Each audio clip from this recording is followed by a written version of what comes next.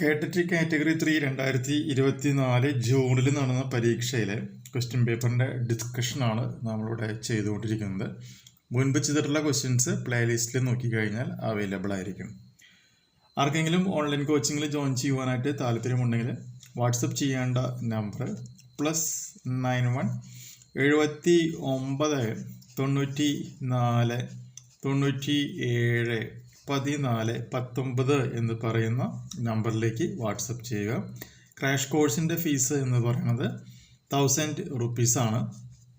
Main കോഴ്സിൻ്റെ fees എന്ന് പറയുന്നത് 10K റുപ്പീസ് ആയിരിക്കും.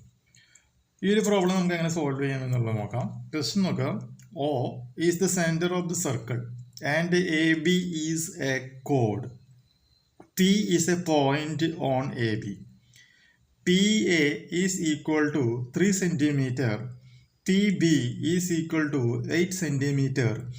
OP is equal to 5 cm. What is the radius of the circle എന്നാണ് ക്വസ്റ്റ്യനിൽ ചോദിച്ചിട്ടുള്ളത്. അപ്പോൾ ക്വസ്റ്റ്യൻസിലേക്ക് നോക്കി കഴിഞ്ഞാൽ നമുക്ക് എന്താണ് AB എന്ന് പറയുന്നത് ഒരു കോഡാണെന്ന് കിട്ടിയിട്ടുണ്ട്. ഈ കോഡിൻ്റെ ഏതോ ഒരു പോയിന്റിൽ നമുക്കിവിടെ P എന്ന് പറയുന്ന ഒരു പോയിന്റ് നമുക്കിവിടെ മാർക്ക് ചെയ്യാം. ഓക്കെ, ഇനി ക്വസ്റ്റ്യനിൽ വന്നിട്ടുണ്ട് ഈ PA എന്ന് പറയുന്നത് 3 സെൻറ്റിമീറ്റർ ആണ്. PB എന്ന് പറയുന്നത് 8 സെൻറ്റിമീറ്റർ ആണ്. അതുപോലെ തന്നെ ഓയിൽ നിന്നും Pയിലേക്ക് നമ്മളൊരു ലെങ്ത് വരയ്ക്കുകയാണെന്ന് വിചാരിക്കുക. അങ്ങനെയാണ് എന്നുണ്ടെങ്കിൽ OP എന്ന് പറഞ്ഞാൽ അത് എത്രയാണ്? 5 സെൻറ്റിമീറ്റർ ആണെന്ന് തന്നിട്ടുണ്ട്. അങ്ങനെയാണെങ്കിൽ ഈ സർക്കിളിൻ്റെ റേഡിയസ് ആണ് കണ്ടെത്തേണ്ടത്. അപ്പോൾ നമുക്കറിയാം ഈ കോഡിൻ്റെ ലെങ്ത് എന്ന് പറഞ്ഞാൽ എന്താണ്? AB ആണ്. അപ്പോൾ AB എന്ന് പറഞ്ഞാൽ AP + PB ആണ് AB ആയിട്ട് മാറുക. ജനറൽ ആയിട്ടുള്ള കണ്ടീഷനാണ്. അപ്പോൾ കോഡ് length AB is equal to AP + PB ആണ് വരിക. അപ്പോൾ AB ഈസ് ഈക്വൽ ടു 3 + 8 എന്ന് പറയുമ്പോൾ അത് 11 സെൻറ്റിമീറ്റർ എന്ന് പറയുന്ന ഒന്നാമത്തെ റിസൾട്ട് കിട്ടും. ഇനി നമുക്കറിയാം O എന്ന് പറയുന്ന സെൻറ്ററിൽ നിന്നും ABയിലേക്ക്, അതായത് കോഡിലേക്ക് ഞാൻ എന്ത് ചെയ്യുന്നു? ഒരു പെർപെൻഡിക്കുലർ മാർക്ക് ചെയ്യാണ്. അപ്പോൾ അത് എന്തായിട്ട് മാറും? OM എന്ന് പറയുന്ന ഒരു പെർപെൻഡിക്കുലർ മാർക്ക് ചെയ്തു. അങ്ങനെയാണെങ്കിൽ നമുക്കറിയാവുന്ന കണ്ടീഷൻ എന്താണ്? ഇതുപോലെ ഒരു കോഡിലേക്ക് സെൻറ്ററിൽ നിന്നും ഒരു പെർപെൻഡിക്കുലർ മാർക്ക് ചെയ്ത് കഴിഞ്ഞാൽ ഈ സെൻറ്റർ ടച്ച് ചെയ്യുന്ന പോയിന്റ് എന്ന് പറയുന്നത് കോഡിനെ എക്സാക്റ്റ് എന്താക്കി മാറ്റുകയാണ് ചെയ്യുക? ഹാഫ് ആക്കിയിട്ട് ഈക്വൽ ആയിട്ട് എന്ത് ചെയ്യും?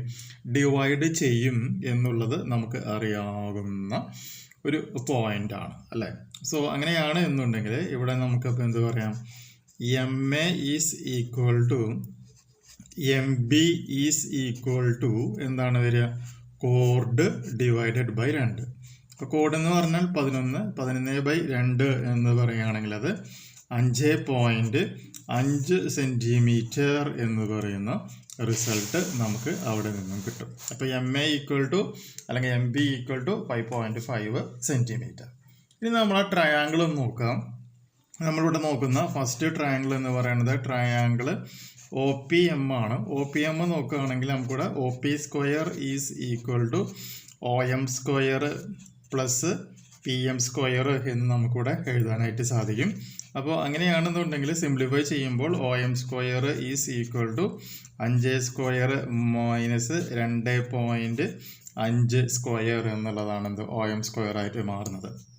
ഇതുപോലെ നമ്മൾ ട്രയാങ്കിൾ OAM ട്രീറ്റ് ചെയ്യാണ്. അപ്പോൾ എന്താ വരിക? OA² is equal to MA² + OM² എന്നുള്ളത് നമുക്കവിടെ കിട്ടും. സോ അങ്ങനെയാണെന്നുണ്ടെങ്കിൽ OA² is equal to MA² എന്ന് പറഞ്ഞാൽ 5.5² ആണ്, പ്ലസ് OM² എന്ന് പറയുകയാണെങ്കിൽ 5² - 2.5² ആണ്. സിംപ്ലിഫൈ ചെയ്യാം. അപ്പോൾ OA² ഈസ് ഈക്വൽ ടു 49 എന്ന് വരും. അപ്പോൾ OA equal to √49 that's equal to 7 centimetre എന്ന് പറയുന്ന റിസൾട്ടിലേക്ക് നമുക്ക് എത്താനായിട്ട് പറ്റും. സോ ഓപ്ഷൻ നോക്കുക. ഓപ്ഷൻ നോക്കുമ്പോൾ ഓപ്ഷൻ ബി ആണ് നമ്മുടെ ഇവിടുത്തെ ആൻസർ ആയിട്ട് മാറുന്നത്. പ്രോബ്ലം ചെയ്ത് പഠിക്കാം. അടുത്ത വീഡിയോയിൽ മറ്റൊരു ന്യൂമറിക്കൽ പ്രോബ്ലം ഡിസ്കസ് ചെയ്യാം.